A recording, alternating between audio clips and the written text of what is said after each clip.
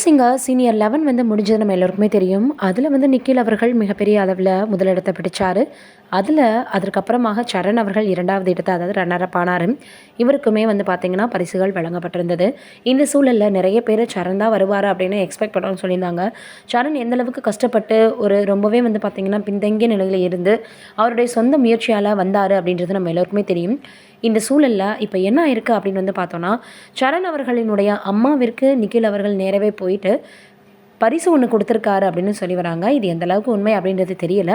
ஆனால் சரண் அவர்கள் மேடையில் சொன்னதை வச்சு நிக்கில் அவர்கள் இப்போது சரண் அவர்களுடைய அம்மாவிற்கு பரிசை கொடுத்துருக்காங்க அப்படின்னு சொல்லியிருக்காங்க.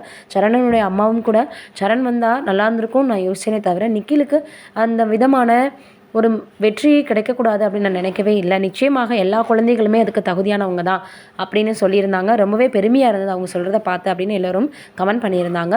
இந்த சூழலில் இப்போது நிக்கில் அவர்கள் சரண் அம்மாவிற்கு பரிசு கொடுத்துருக்காங்க அப்படின்னு சொல்லியிருக்கிறது மிகப்பெரிய அளவில் சமூக வலைதளங்களில் வைரலாகி வருது.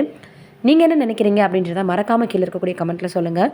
இது ஒரு பக்கம் இருக்க, நடிகர் சிம்பு அவர்கள் இப்போது இளைய தளபதி விஜய் அவர்களினுடைய ஜனநாயகன் திரைப்படம் இஷ்யூ பற்றி ஒரு பேட்டியில் சொல்லியிருக்காரு. அப்போது பேட்டி கொடுத்தப்ப என்ன சொல்லியிருக்காரு அப்படின்னா, விஜய் அவர்கள் மிகப்பெரிய அளவில் ஒரு சீனியர் ஆக்டர் அப்படின்னு தான் சொல்லணும். கிட்டத்தட்ட பல வருடங்களாக சினிமாவில் இருக்கார். அவருக்கே இந்த ஒரு நிலைமை அப்படின்ற மாதிரி ஆயிடுச்சு. அரசியலில் இப்போ வந்து அவர் புது முடிவை எடுத்து உள்ளே வந்திருக்காரு. அது அவருடைய விருப்பம். நிச்சயமாக மக்கள் அவரை ஏற்றுப்பாங்க அப்படின்ற மாதிரி சொல்லியிருந்தார். இன்னொரு விஷயம் என்ன அப்படின்னு வந்து பார்க்கும் பொழுது, இப்படி இவருடைய படத்துக்கு மட்டும் கிடையாது, ஜனநாயகன் படத்துக்கு மட்டும் கிடையாது, எல்லா படங்களுக்குமே இந்த சென்சாரினுடைய தலையீடு ரொம்ப அதிகமாக இருக்குது. அதை எப்படியாவது நம்ம எல்லாருமே சேர்ந்து குறைக்கணும் அப்படின்னு சொல்லியிருக்காரு. அதையும் தாண்டி சீக்கிரமே அந்த படம் வரணும் அப்படின்னும், இளைய தளபதி விஜய் அவர்களை ஃபேர்வெல் வச்சு நம்ம நல்லபடியாக அவரை வந்து செலிப்ரேட் பண்ணி, இந்த சினிமா துறையிலேருந்து அவர் போகிறதுனால அவருக்கு ஒரு ஃபேர்வெல் மாதிரி நம்ம ரொம்பவே அவருக்கு வந்து பார்த்திங்கன்னா பண்ணணும் அப்படின்னு சொல்லியிருக்காராம்.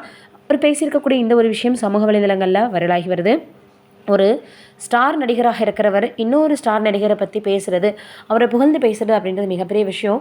இப்போ சிம்பு அவர்கள் சொல்லியிருக்கக்கூடிய இந்த விஷயம் அனைவருடைய கவனத்தையுமே ஈர்த்திருக்கு அப்படின்னு தான் சொல்லணும். நீங்கள் என்ன நினைக்கிறீங்கன்னு கமெண்ட்டில் சொல்லுங்கள்.